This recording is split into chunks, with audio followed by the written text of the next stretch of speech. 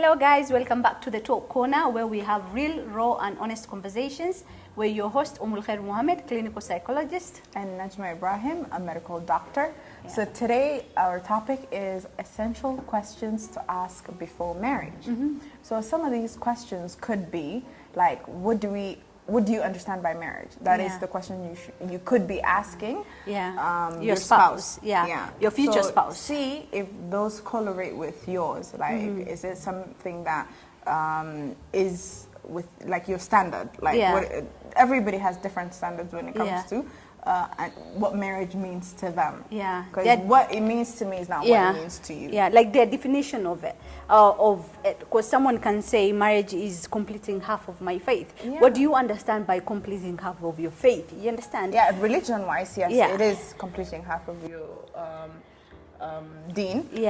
But there's a lot of aspects. There's a lot of aspects. For example, marriage could be shared, like some people could see it as, having kids or having a happy life or just, just having somebody to support you. Like everybody has different definitions of marriage to them. And also the fact of saying, completing half of my faith, it's not automatic. It's something that is ongoing. That is religion. And it's also ongoing. You understand? When you say I'm completing half of my faith on that day, it's like all through your marriage, in terms of difficulties, are you patient? Are you like supporting your spouse? In terms of financially or emotionally? Performing their prayers. Enhancing their religious making perspective. them better as as a Muslim, or making them that's my understanding. That's your understanding. That's my understanding of completing half of my religion. When I say I want my spouse to complete half of my deen, I mean in the sense I said in the sense of like being patient with me when I'm acting out, or me being patient with him when he's acting out.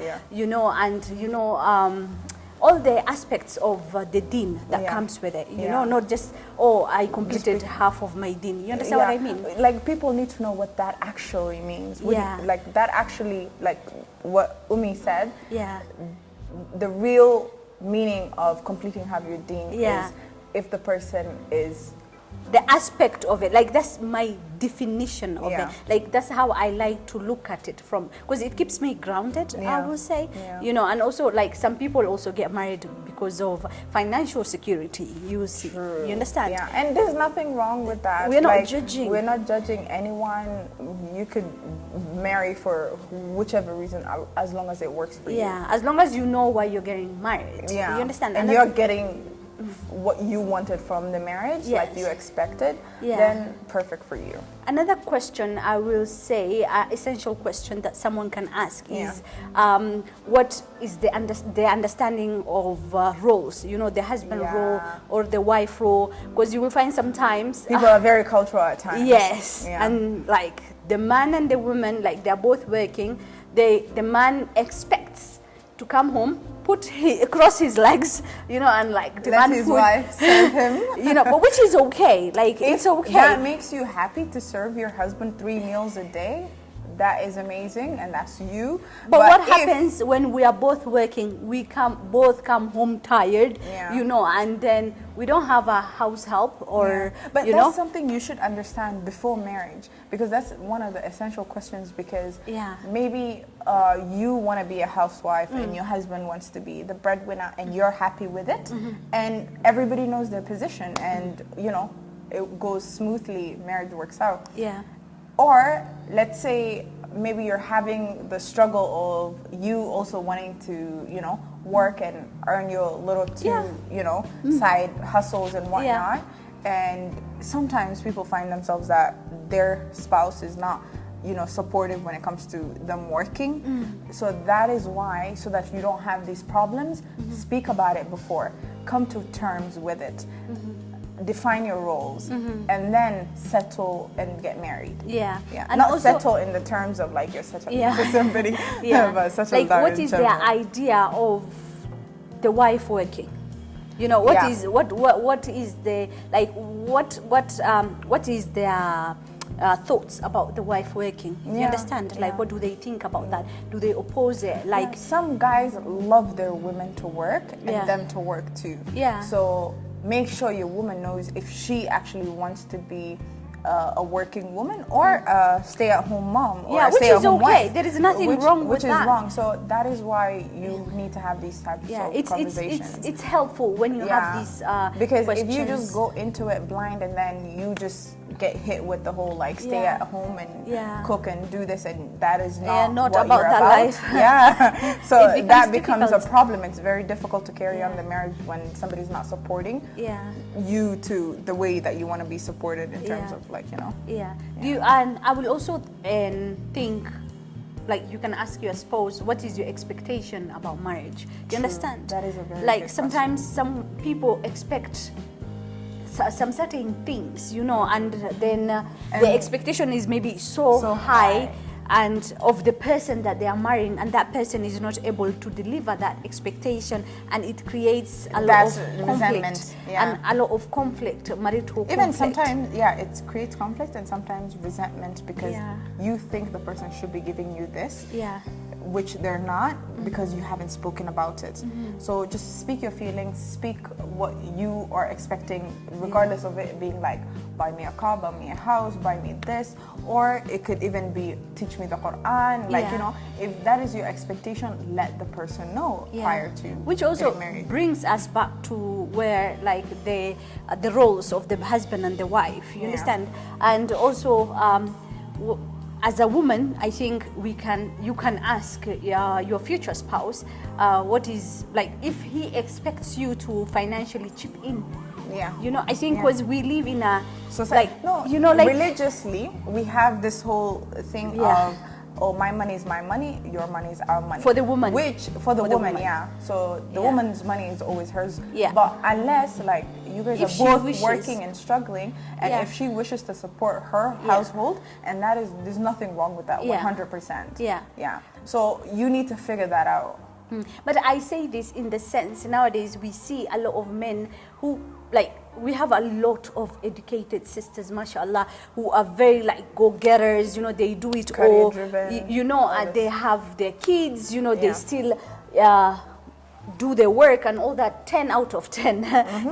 But you're a boss woman, then do that. There's nothing wrong with that, and then you will find she'll get married to a husband who is supposed to also do the same, but he's lacking.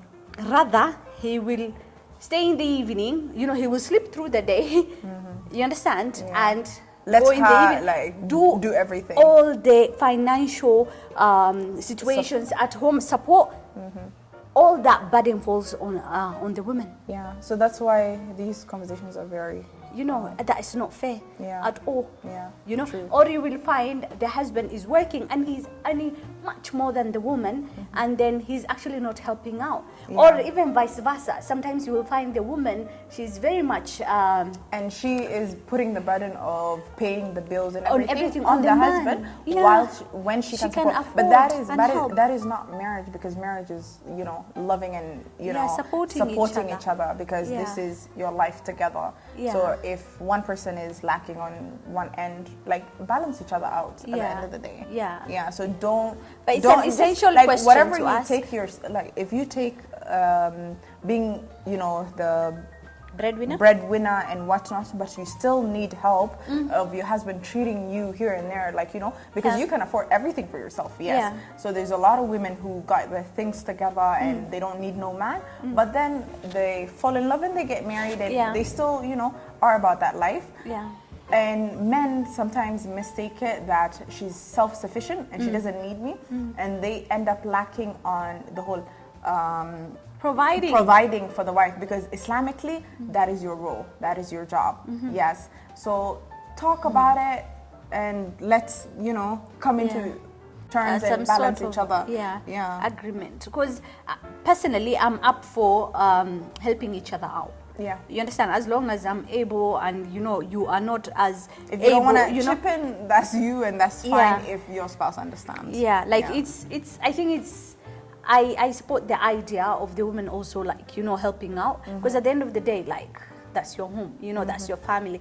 Like, you know, the end goal is what? To build each other. True. You understand? For your kids, their future and all that. Being, you know. And seeing your husband or your spouse struggling, you know, it's hard to look at that. Yeah. I find. But some people are just so selfish. Yeah, it just depends on, you know who you're in bed with, so you'll know. Yeah. But this is prior to knowing that. Yeah. So anywho, I feel like even during marriage, because I feel like the roles change. Maybe you have a child and you're not working anymore. Yeah. And so when the roles change, you still need to have these conversations and readjust where you've come into terms with it. Now you can't uphold the promise that you made, because some women, once they have kids, they might want to spend their time, because, you know, there's that mom guilt and whatnot. So maybe they want it's more time. It's also easier, you know, you can only imagine mom, it's a like 24-hour job, you know. Here in Kenya, we actually, you know, we actually have help. You know, we have like extended families, we have like, you know, the house helps, nannies, we have all these access, whereas abroad in the Western world, it's really hard. Just, you know, you alone, you understand, which makes it really, really hard. So you want to be like you want to be like a, you know, boss mom. Yeah. But sometimes, you know, you end up slacking here and there. And the situation cannot actually allow you. You understand? So just know how to pivot when, you know, when trials and when trials come upon, you know. So you need to know how to pivot. You need to have just be able to be with somebody who you can converse to like anything and everything about. Because I one thing I don't like is when you tell somebody I will do this, and then you don't hold your end of the bargain. Yeah, it kind of causes, because the person needs to be understanding. You change as a person as you grow older. Like the same person I am today is not the same person I'm gonna be. You know, in a week or whatever, or in a year. In a week, I'm worried. It could be like I could just like, you know, something could happen in my life, and then I just switch and personal growth. I find that as a personal. It's a beautiful thing. Growth. It's something that everybody needs to do. If you're the same person your whole life, that's boring. If that is boring, then sour. That's boring. No, personally, it is to me. Yeah. Do you think it's also very important to ask the question of how do you save your money? Yeah. It is. It's good to know each other's financial. Discipline, financial discipline. Yeah. If you're in debt, if you have all these credit card debts or whatever, and you expect to just go into a marriage and your spouse is, you know, cater for it. Yeah, cater for it without them knowing what they're getting themselves into. That means you're cheating them of, you know, of actually having that. Process of seeing if they can help you or if they can't. So it's things like that are, you know. Yeah, they're very essential. Yeah. Essential questions to ask. Another thing I would say is to ask, you will find in our community sometimes we tend to have relatives live with us, or our mom or like family members. I don't find necessarily like any problem with that, but depending with obviously the person that you're living with, but you will find sometimes these in-laws become very problematic and they create a lot of marital discourse. Yeah. No, what I would say is, do you think in this topic, it's a very, it should be brought up?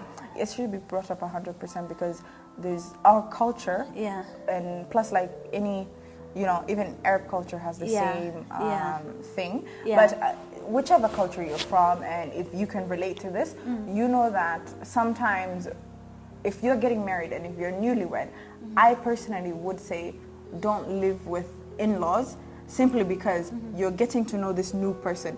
You don't know their, you know, quirks. You don't know how they work. You don't know, like, because as Muslims, we don't have the opportunity, or we don't have to stay or move in with a man before we're married to them.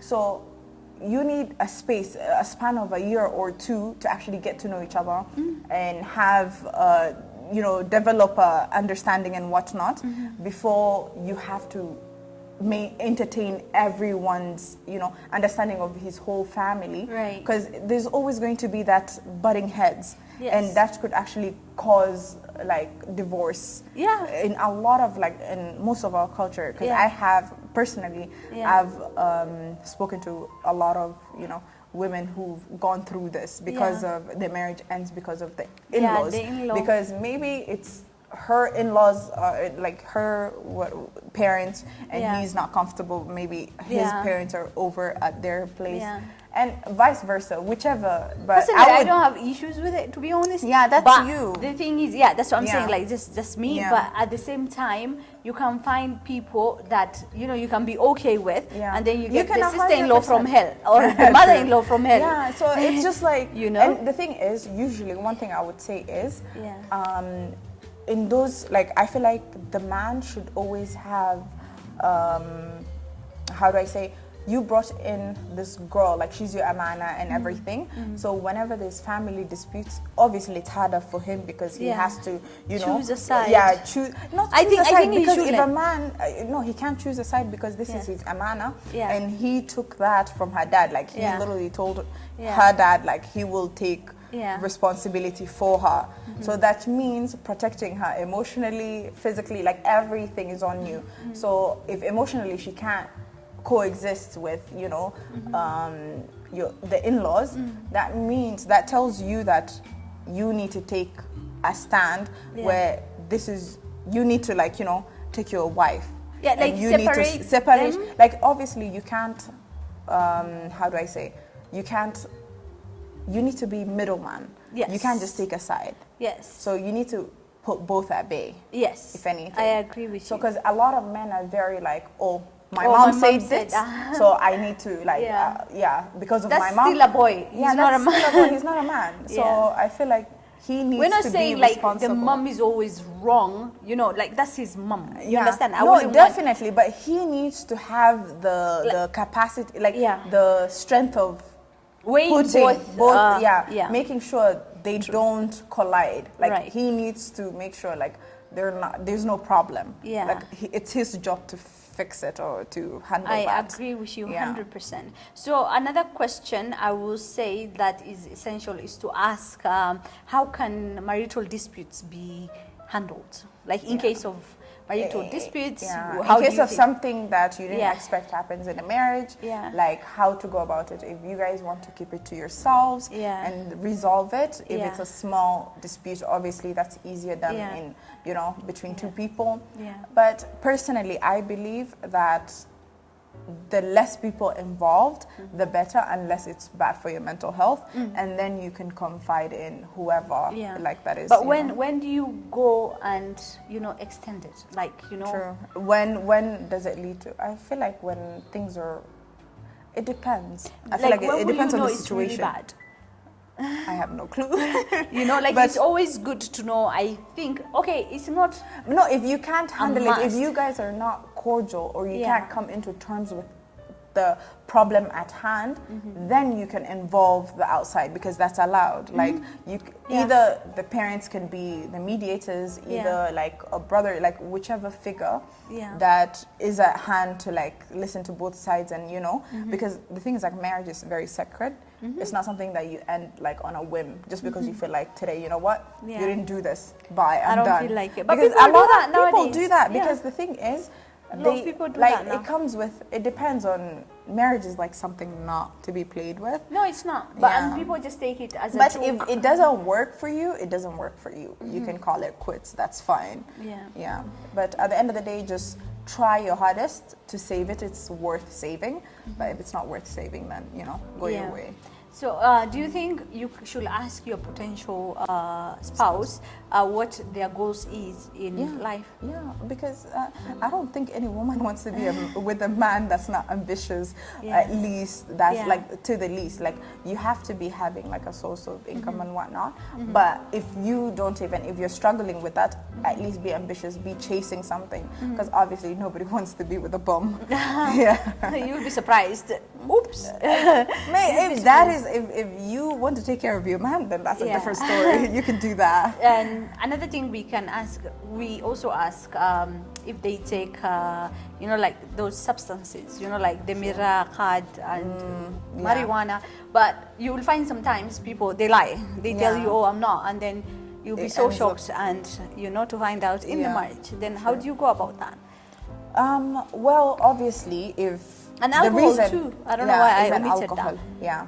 So the thing is, if somebody lied to you about that lifestyle of theirs, then obviously that means these questions are questions to ask. And if they lied about it, then the only thing you could do is basically tell them, if you're not somebody who can, accept that part of them, you let them know, they let it fix, because at the end of the day, if you're not willing to change for the better in marriage, then what are you doing? Do you understand? No, seriously. Waste of space. You are a waste of space in that case. You are a waste of space. So, no, seriously, because I feel like in a marriage, you have your whole lives together. You have you need to be always, willing or striving to be better in terms of even religiously. Yeah, bettering yourselves. Yeah, or even into achieving goals in life that you've wanted and helping each other to get to that goal and stuff like that. If one person or the other has bad habits, into changing it, and if they're actually changing it, and they need to want to change that. Because if they don't want and you can't stand that, then do what you will. Because at the end of the day, nobody's telling you, that is something small. If it's not small to you, because at the end of the day, it depends on you. Yeah, it depends. Because my definition of a man who uses substances and a man who uses substances for you is completely different. For me, I can find it's like the end of the world, What does it and mean, that's using substances? Substances. I mean, in the sense. And marijuana, this cut. How do they use it for you? No. In the sense, I mean, how bad is it? Because there are some people who are okay with, they can handle their husband smoking, they can handle their husbands going in the evening, they're I can have my me time, blah blah blah. Depends Personally, on who you are. I don't. I can't entertain such nonsense. You understand? It's just personal preference. You understand? True. And it's just a complete deal breaker. So talk about the deal breakers. Too. But sometimes you will find you actually highlighted develop this, after. and then it doesn't you are lied to or something like that. So I'm saying in such a situation, how do you go about it? And which still you actually answered it very well is you try and voice it again, because you're already in the marriage, there's nothing you can do about it. You can try and help this person out. If they are not willing to help themselves, there is absolutely no way you can hold a gun to their head and tell them, this or that. You understand? So at the end of the day, you make the hard choice for yourself. Either you live with it, you accept that I got a half-baked lasagna, or or if you can take it, okay. But if you can't and he's trying to work on it, then that's fine. Obviously, but you will be supportive. If you reach to a breaking point where it's not even good for you, because that's not something that you want for your family, because obviously it's not going to be just you two for the rest of your lives. If you have the understanding of them quitting whatever nonsense they do before you introduce a family or whatnot, okay, cool. If they don't, then decide what you want to do. Do you even want to reach there to see, or do you want to nib it in the butt real when really it's quick. Happening real quick as it's happening, because at the end of the day, if somebody's not showing you that they're actually taking steps to being a better person, then I feel like that's your answer, that they're never going to change. That's very true. Yeah. You have really highlighted it very well. Do you think also we can ask the question of how they handle their anger? Yes. I always tell even my friends how I handle my anger. I'm I do this, I shut down, I do this, I deal with it like this, Yeah. So. Oh, that's crazy. The thing is those are things personally. We overlook. We overlook because obviously in the courting session, like, you know, part of, you know, dating or whatever you want to where call. Can we go have sushi today? I know, so it's always like, it's always flowers and, you know, it's beautiful and whatnot. And then once you start facing, you know, real life after marriage, and then you see a whole side to this man or this woman that you've never seen, obviously it happens, then see how you deal with it, or you sit down and tell them, yo, this is not how to talk to me. Yeah. This is not like how I take criticism. This is like different people. Personally, I don't like to be yelled at. If you yell at me, I pop off. Yeah. So if like you talk to me, you know, in a good manner, or like just like in a calm way, then I can answer. But if you raise your voice, I raise my voice. That's how bad I am. Yeah. So I feel like you need to know that. You need to realize. And there's some people who don't even mind that. Whatever that works for you, you know? Whatever that works for you. So the thing is, at the end of the day, it's like me and as long as you can come together and say, you did this, and you shouted, I didn't like it, don't ever do that, and then we move on from that. Yeah. If they do it again, but I think it's also very important to know how this person acts when they're angry. You understand? Because let's say if I didn't know, like, let's say for instance, I'm married, okay, you are a man and I'm a woman, I'm married to you, and I didn't know how you act when you're angry, you know, during our courting period, or like we didn't actually really date, you know, it was an arranged marriage. Even arranged marriage, you are supposed to have a specific period of talking stage, you know, and then we get married and then we have a slight fight, you understand, and then I become overly dramatic, you know, and then maybe I will have known if I have asked you that question and you are pretty honest about it. I am overly I know dramatic. What to do. Like, like, I know like what to expect when you're mad. Do you understand? Like, leave me alone for a while. You know, I cool off, then I'll come to you, or just when I'm yelling and blah blah blah, come like, and hug me, and then you know, stuff like that. No, or throw chocolates at me. But that's the thing. Yeah.